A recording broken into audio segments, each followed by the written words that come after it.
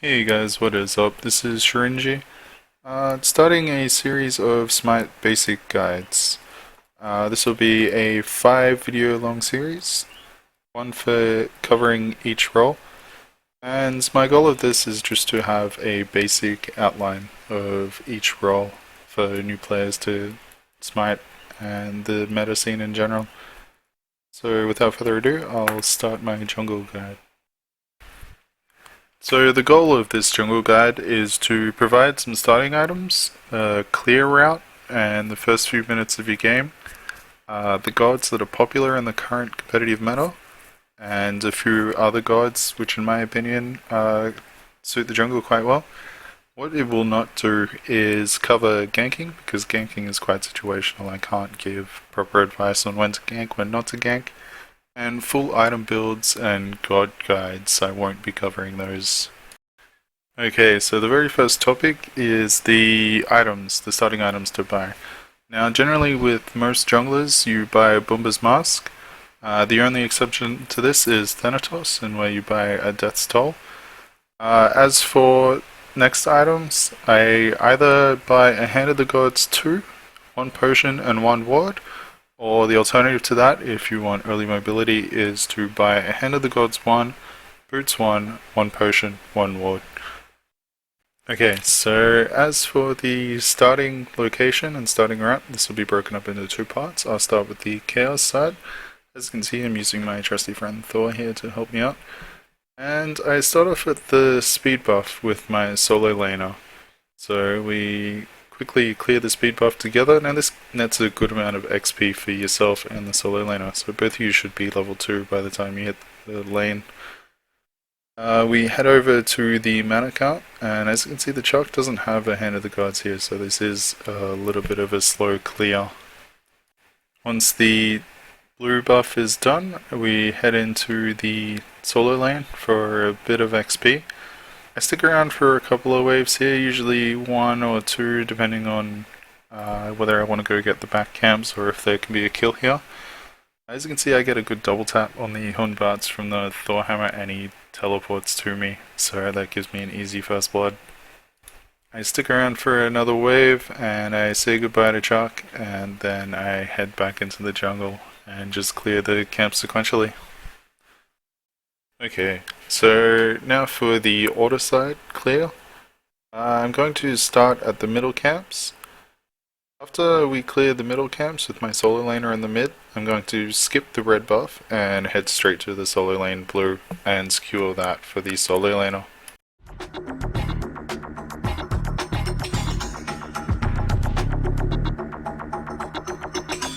So after we secure the blue, with trading off aggro so we don't take too much HP damage, we head into the solo lane. The plan here is to take 2 waves of XP, so I'm going to soak that with the solo laner, and then I'm going to head off to the red and secure that for my mid.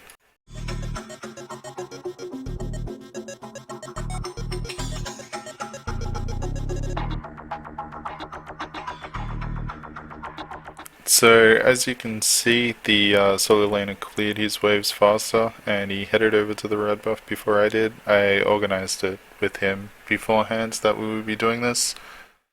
We both take the red buff together. Normally here we would share the back XP camps, but since Isis had pushed his wave to the tower, I'm going to do these solo. Now after those back XP camps are down, I'm going to just clear the rest of my jungle. I'm going to clear the other side back XP camps and take my speed buff.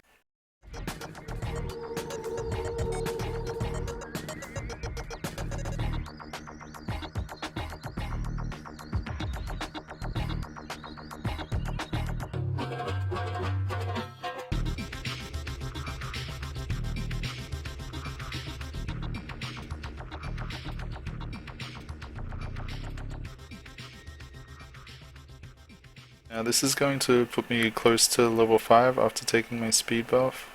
As you can see, I do dip into the middle lane to soak a little bit of XP and get level 5. Now what I want to speak about briefly is soaking XP. So if you have downtime in your jungle, you can't take any of the enemy jungle because it's down or it's unsafe to do so. Soaking from your mid and solo laner is the next best option. Okay, so I want to quickly talk about jungle timers. So if you didn't know, each jungle camp in the Conquest map has a set time that it respawns on. So the backside XP camps are on a respawner of 100 seconds. The middle Harpy camps are on a respawn timer of 3 minutes. The buff camps are on a respawn timer of 4 minutes. And the team objectives, the Gold Fury and the Fire Giant, are both on a respawn timer of 5 minutes. And this timer starts counting from when you clear the camp, so you kill all the mobs in the camp. Okay, so next I'll cover the gods that are current in the meta. Now, these first three gods are top of the top tier. These are first picked or banned in almost every competitive game. They are Saket, Thor, and Nemesis.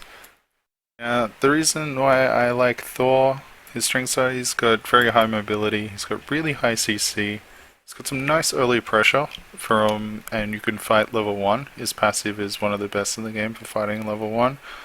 And he has a very nice semi-global ult. He also scales well into mid to the late game, however, late game you are going to want to build a bit more tanky with him, otherwise you will explode to anything. And Nemesis. Nemesis is probably one of my favorite gods to play. She has very high mobility. Her 2 is a really nice slow, which is very easy to hit. Her ultimate is HP reduction and protections removal. So you can use it on a tank, use it on a high protection target, and you make them a lot more squishy. She's got really nice early game pressure. You can pressure lanes really hard because of the poke from her 2. Okay, so next is Saket. Now the reason why Saket's so relevant in the meta is she has very high mobility. She's got nice CC and utility on her 2 and her ultimate. Due to her passive, she does HP percent damage. And she has extremely high scaling into the late game, with her 1 being able to crit after you build crit items.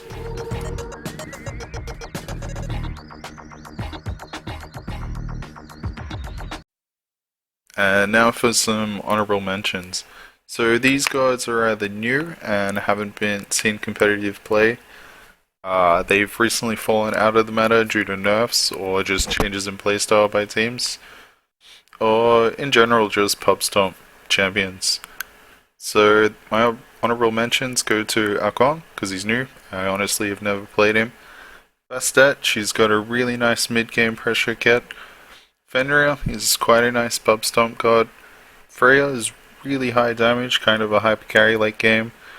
Hunbutts, again, just really high damage late game. And a really nice crowd control ultimate. Kali turns into a hyper carry, but you kind of really need to buy chin size, which is pretty expensive to be relevant. Mercury, which used to be just a top of the top tier god, but recently has kind of fallen out of favor after a few nerfs. Naja, he's personally one of my favorite gods, he's very fun to play. And Thanatos is kind of just another pub stomp champion. So I just want to recap on the objectives that you're looking for as a jungler. So as a jungler, you're looking to pressure the lanes and look for ganking opportunities. Not every failed gank is a waste. As long as you're putting pressure on the lane, it's fine. Making it harder for them to get farm, gold, forcing them back to base are all great things. Your next objective are to secure the buff camps for your team. So whether that's blue for your side lanes, red for your middle lane, just in general securing those camps, keeping them down, keeping the XP flowing. The next is to contest the middle camps, the middle Harpy camps. If you don't know, the middle Harpy camps are only worth 90 gold, but they're worth a whopping 280 experience. So, in an even game, the middle camps are what will pull a team ahead, so you need to make sure that you're securing those for your team. Okay, so there goes my basic jungle guide, guys. I hope you learned something from this. Let me know how I can improve them. Also, this is not the Jungle Bible, guys. You can do stuff outside of the meta. Everyone's completely okay with that. Experiment with other gods. I know Guan Yu used to be one of my favorite junglers. Riding the horse out of the jungle was pretty damn fun. So, thanks for watching, guys. I hope you learned something. I had a lot of fun putting this together.